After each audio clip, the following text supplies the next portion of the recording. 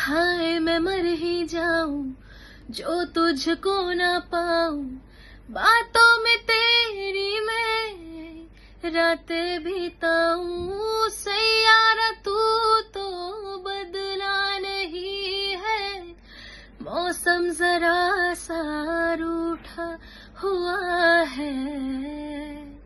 Hello everyone, আমি star জলসা super singer season 4 এর third runner up Shreya Saha.